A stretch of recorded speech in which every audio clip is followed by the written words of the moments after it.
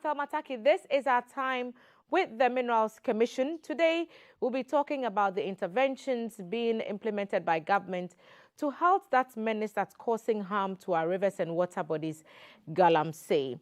Small-scale mining has contributed immensely to the local jewelry industry, creating jobs and offering some hard-earned currency to shore up the performance of the economy. However, illegal operators in that space have made it difficult for environmentalists to appreciate what they do in search of that gold mineral. Government has put interventions in place, and today the CEO of the Minerals Commission, Mr. Martin Ayisi, is back at the table to tell us more about what those interventions are.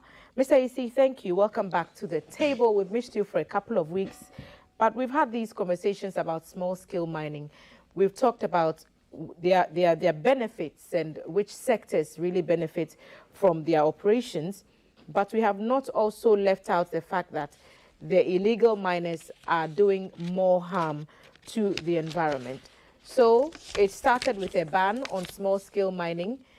That went on for a few months, and then the ban was lifted, but it seems the operations of the illegal operators did not stop. What's government's plan now, and where are we with illegal mining?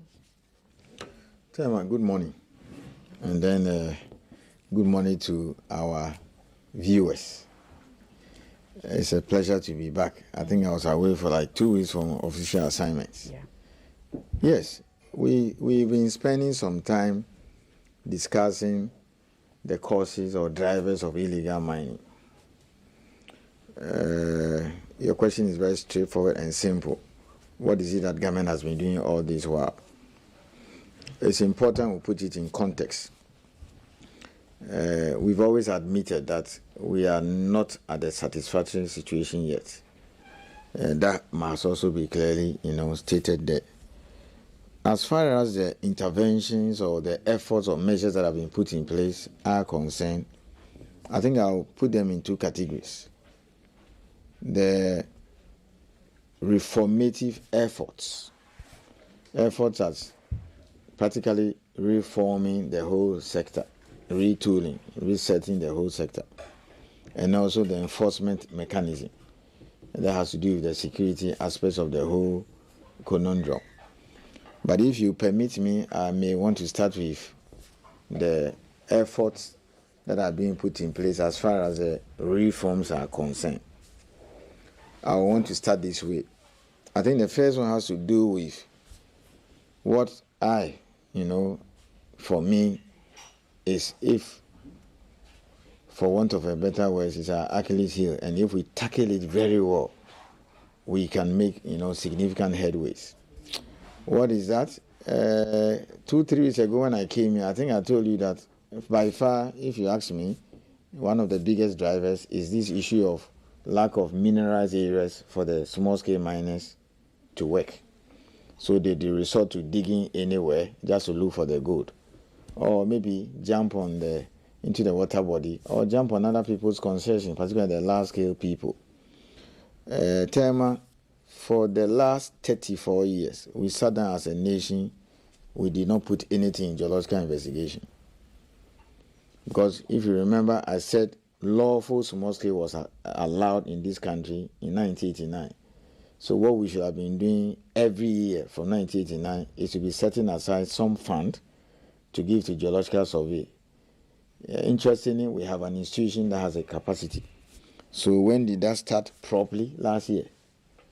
So thankfully, government is now giving the funds out to start a geological investigation.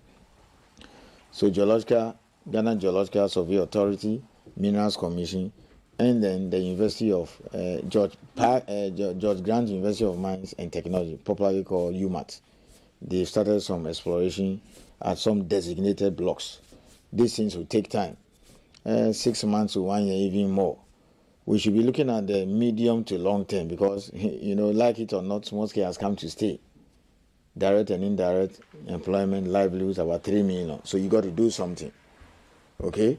So that is one of the big tickets projects that government has put in place as a way of dealing with the solution. As a way of solving the thing, in the medium to long term. Geological investigation. So funds have now come in to allow Minerals Commission, Geological Survey, and UMAT to begin the process. They've started. The results are looking quite good. So we'll sustain it. We met a parliamentary committee, and they were very happy. They said, look, bring more money for approval. So this year, when we are preparing our budget for 2024, we'll put some heavy amount in geological investigation, both for Minerals Commission and then Geological Survey, and then the private sector can also come in. We will not rely only on Geological Survey because you are dealing with a national problem, okay, or else you may have to go at a slow pace. So that is the first intervention, okay? It's all part of it. Now, the second one is that, again, this mercury thing is killing us, okay? You go to the mining communities and then you do an assessment of the mercury levels, and wow, my God, that's mind-blowing, the kind of thing in our system. Was it the other day we came here and then somebody was explaining that it can lead to, is it autism? Whatever. So we are a signatory. When I say we, the nation, the Republic of Ghana is a signatory to the Minamata Convention, which says take steps to eliminate the use of mercury. Interestingly, you had the mercury law, which was passed in 1989 as part of the reforms to allow us to use it. I think those things have been taken out now. So what is a solution to reducing the use of mercury in what do you call it, gold mining or gold recovery by the small-scale miners? We introduced a gold catcher.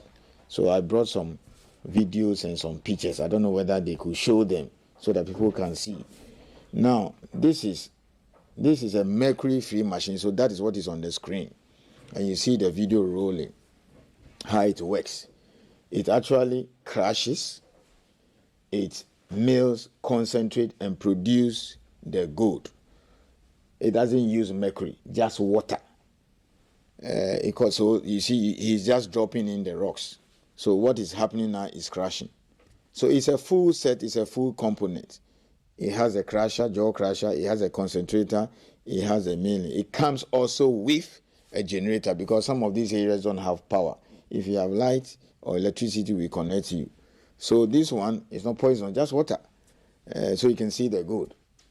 So it recovers over 90% as against not more than 40% from the use of mercury. It can even trap mercury. So you see, very clean. So that's good for you. And we have the one for the hard rock and we have the one for the alluvia. So this is what, the government is doing now. They're taking the hard taxpayers' money to bring in these machines so that we will just look at this as if it's a large-scale process. So that is the kind of thing we are doing now. Giving them. Which community is this? Where are we seeing Oh, this the from? one you saw is Bongo. It's Bongo. Yeah. You have very strong ties with it. Yes. Let's watch the video carefully, and then perhaps we'll get a better understanding of what Mr. Ayisi is talking about. One of the interventions we are being told is the introduction of the gold catcher, which seeks to eliminate the use of mercury in the prospect for that precious mineral. Let's have a listen.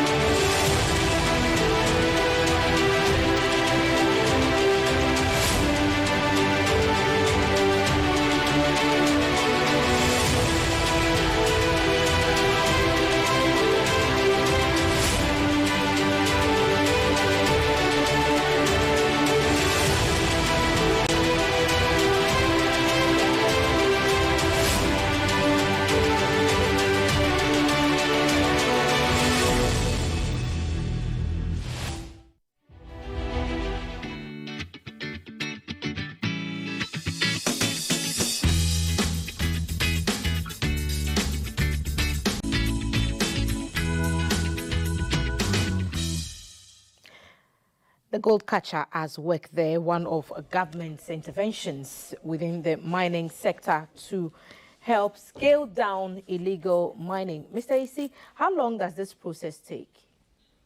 Oh, you can use it the whole day. You know? No, I mean that from the time the rock is dropped into the machine and then the final product, which is they can mineral. do, I think they can do about anything between 24 tons in a day. They put it in it, crashes, and then it goes through the whole process. And then they add the water and then takes this thing out. You said you supply a generator set. Let me tell you the full components. But where does the water come from? Hang on. The appropriate name is mercury-free machine. But this particular one is called a gold catcher. Now it comes with a crusher. So you saw the gentleman there dropping in the rocks, which the miners have taken from, the pit, or if you like, underground. So it comes with a crusher. Then you have the concentrator. Then it also mills. And then you add water doing the milling thing. And then, so this one is water. And then you get the, what do you call it, the gold. Now we sink borehole for them. Or they do, where they don't have money, we help them.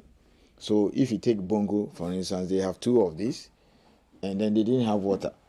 So we paid for the borehole to be drilled for them. That is just by their mine site. So that is it. And what does it cost to get? How much does it? How much does it cost to sing? The Bongo one didn't cost more than 25,000 to sing a borehole for them. What currency? 25,000 Ghana cedis. For the borehole? Yeah, for the borehole. For the borehole. And then you see it's mobile. You can move it. For the borehole, you need to do that because then where are they going to get water?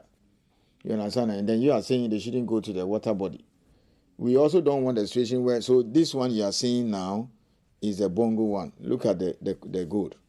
So when we went there, they were illegal miners. And then we got the land and then we formalized them, give them the license. So what they've been dumping, they're using mercury and they've been dumping, we put it in a gold catcher as a trial for them. And that's the gold you see.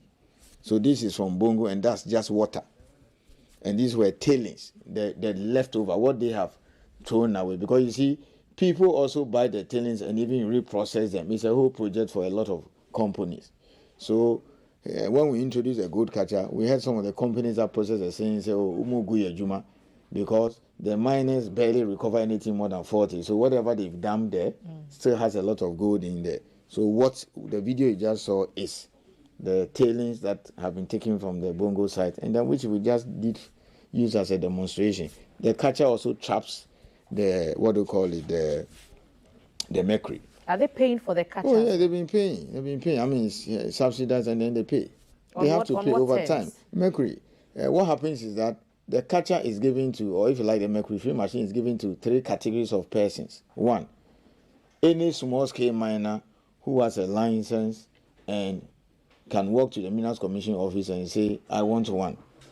So we'll just sign an agreement with him. We'll agree on the payment terms, take it to the site, and then install it for him. And also provide after-sales service. So when there's a problem, they call us, the supplier, who is also registered to provide support service. So that's somebody's job. He will do that.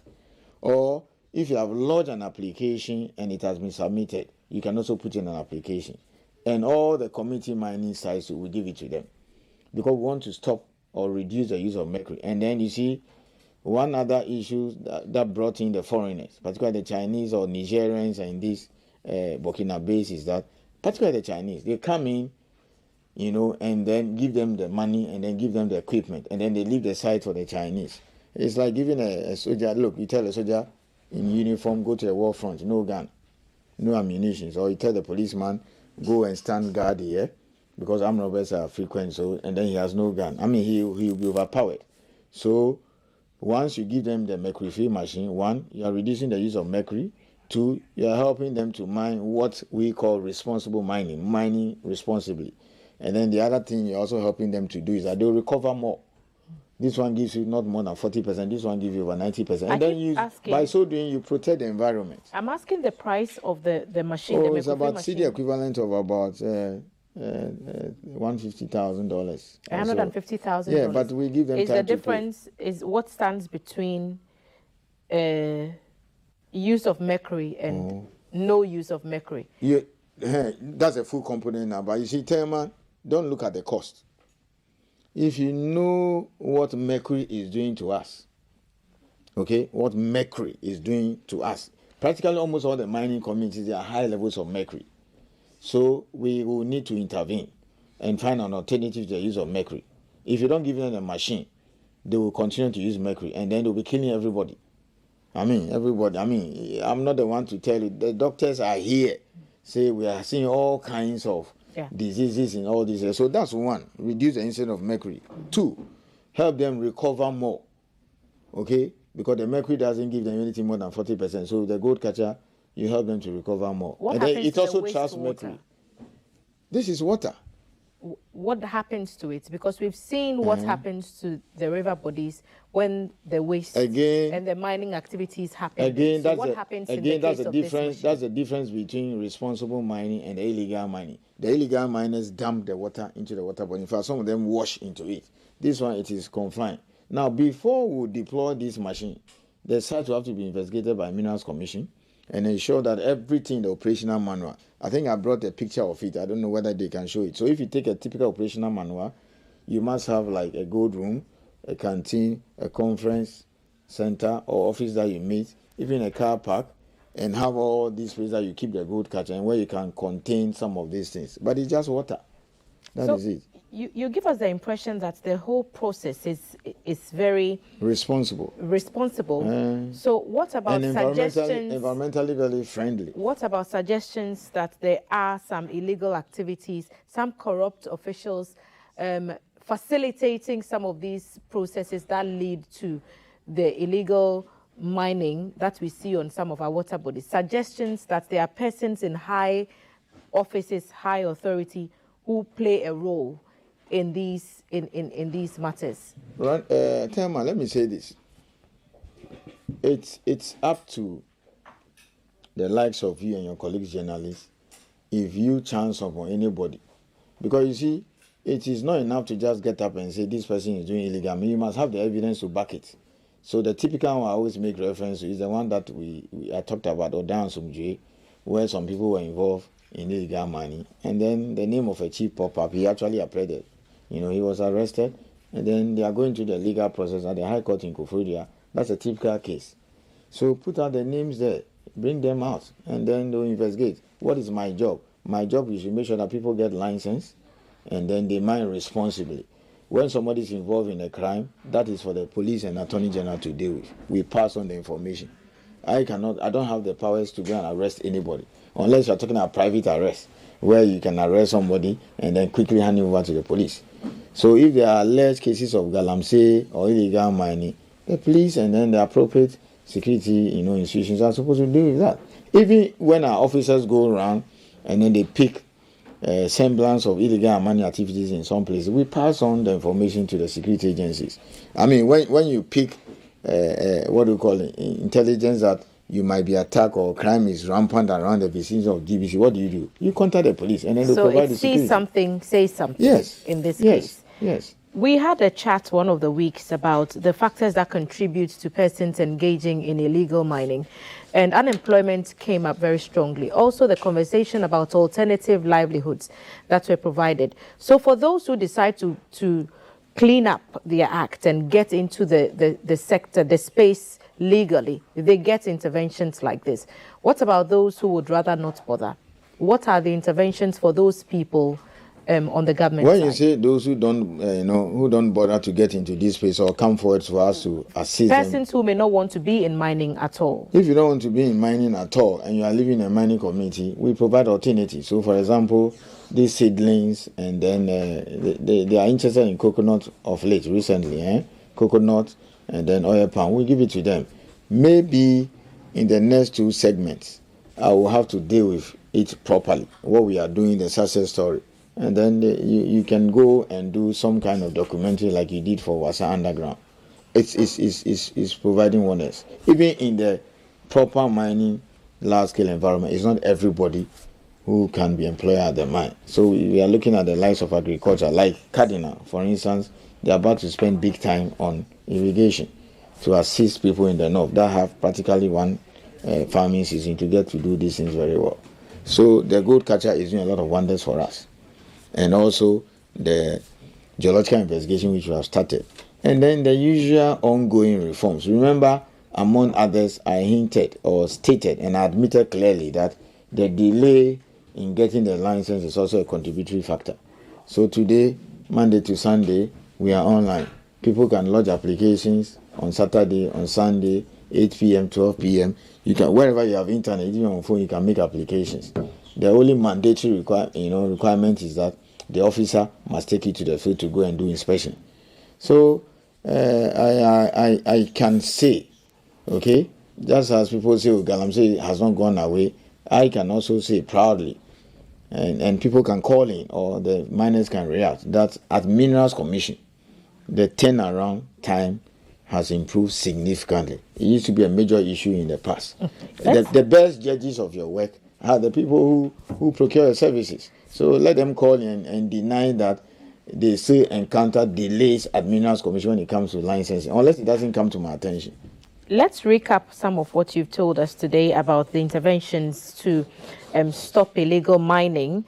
And shout outs to that gentleman who put that song together that Mr. Ayisi and his team just absolutely adore. Stop Illegal Mining is a campaign. We've been on this for months and months now, trying to get our water bodies cleaned up. Government has put the interventions in place.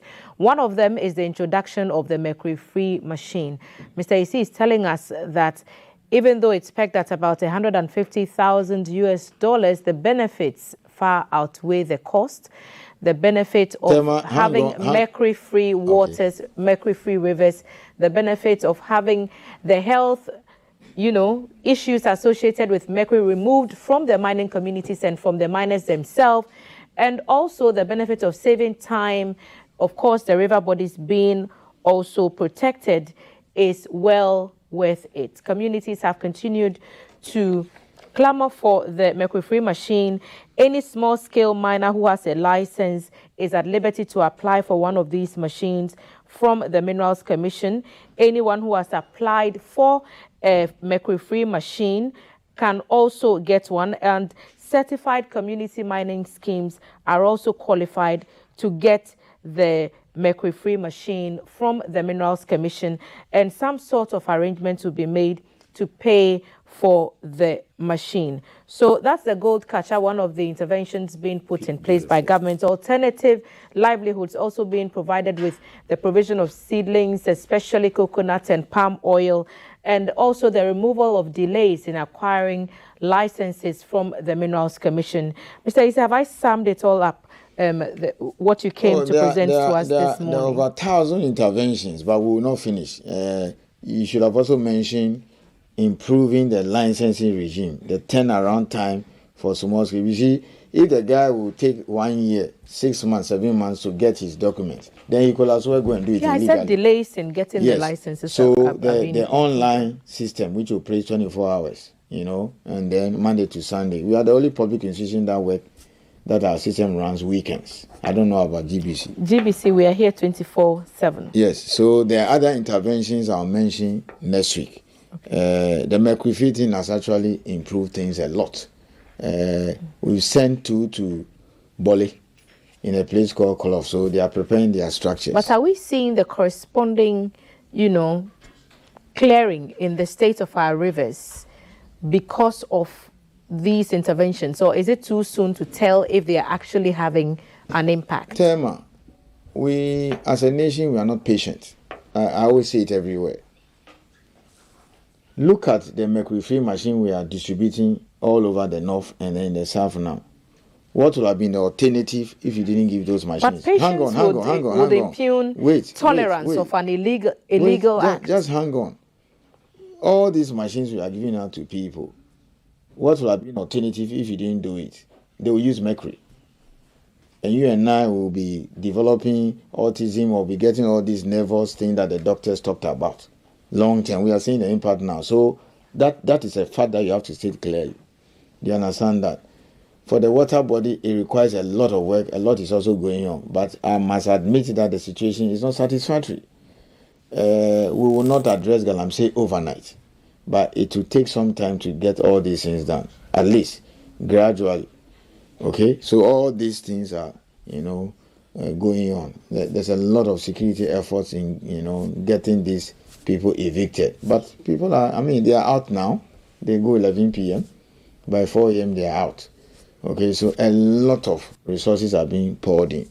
The power boats and the speed boats that were brought on. Yes. Are they having they are working, and even right now, the problem now is the tributaries. You see, there are some areas that are not accessible, so the military will have to access by dropping from the heli and then using these small boats and swimming across and all those. By the time you get there, the miners have run off or they run away. So at least you get to destroy the infrastructure that they've set up. You understand? And then once you go there regularly, they will just give up. There are areas where some of them have given up because is the order still to burn the excavators? What order? They are supposed to demobilize the excavators. So they go there, they find all this equipment there, and then they just demobilize them. Demobilized means? What are you doing with an excavator in the forest? Tell me, I'll just ask you a simple question.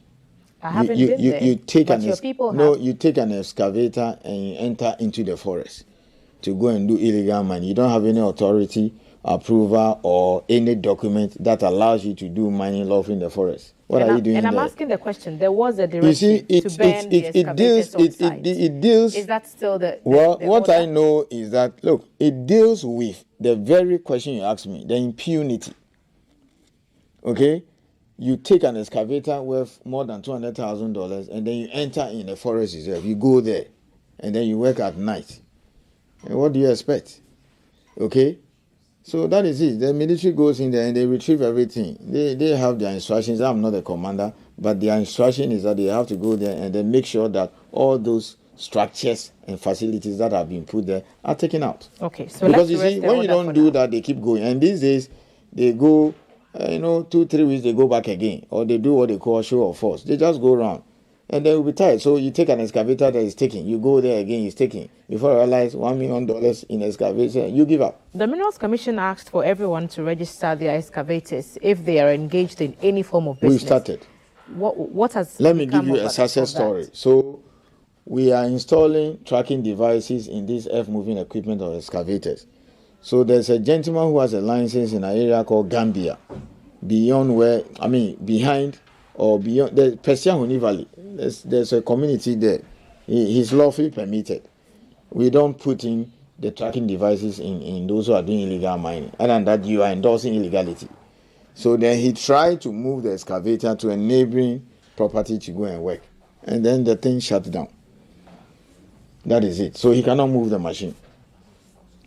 Okay, so the officers are there. We may have to, depending on the report I'm getting, either we suspend the license, take the machine away from him and follow due process, or fine him. He was shocked. He was actually moving. You see, the system allows you to move from here to, let's say, the GTV gate there. But then before you move, you have to tell us that, look, I am moving the excavator to another place. Then we will have to check whether the other area is also lawfully permitted. He didn't do that, so he was just moving the excavator. So you see, if he had a license, he was working within his property, it could happen that the water, so I've asked that they should find out whether the water body is nearby. Maybe he had a license, he was going to work somewhere else. Practically that was what he was going to do. And then the thing shut down. So between now and the end of the year, we'll have fitted almost all these devices in these areas where we have lawful operations. But do we have an idea how many have registered so far? I have to check. I think when we started somewhere early part of this year, we had fitted our 68 devices in some of this equipment. That is it. And it worked. I was surprised. The gentleman himself was surprised. I believe he was testing us to see whether this is a joke. So the machine is there. He can't move it unless we, deactivate it. So these things will take time. That is it. But anybody who tells you that tomorrow morning, Galamsey, and he's deceiving you. Because if the public gets to know, and they are knowing that now because of this education, if the public gets to know that 99% among other efforts in solving Galamsey has to do with getting a place for the miners to work, then you'll be getting there. So if you like, you can deploy 10,000 military people, do all the other stuff. But if you don't find a place for them to work, then they'll keep going to the water body. they will keep invading the concessions of the large-scale miners or those who have taken prospecting license to prospect. You understand? So it might take time.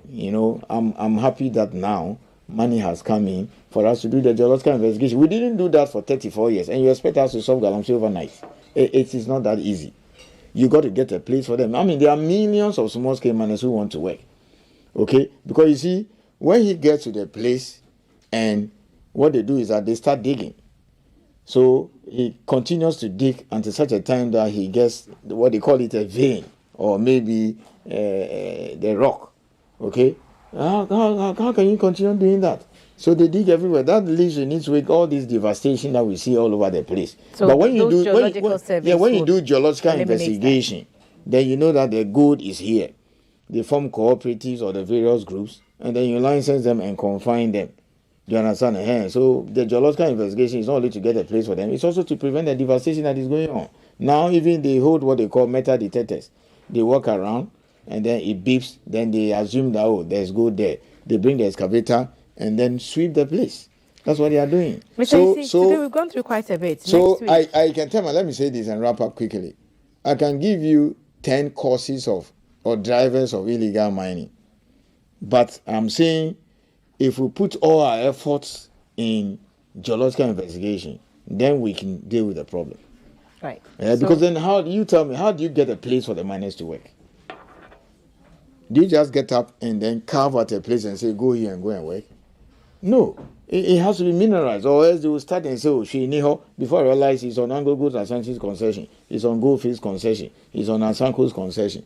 But when we do the investigation and we find the gold, then you can give it to them and confine it. That's how you stop the devastation. Ending illegal mining was the focus of our chat today. CEO of the Minerals Commission, Mr. Martin Ayisi, answering some of our questions. Mr. Ayisi, thank you for making the time. You can catch this conversation all over again on our social media handles, GTV Ghana, also on the social media handles of the Minerals Commission. Just look for Minerals Commission on Facebook, Twitter, Instagram, LinkedIn, everywhere you can find them.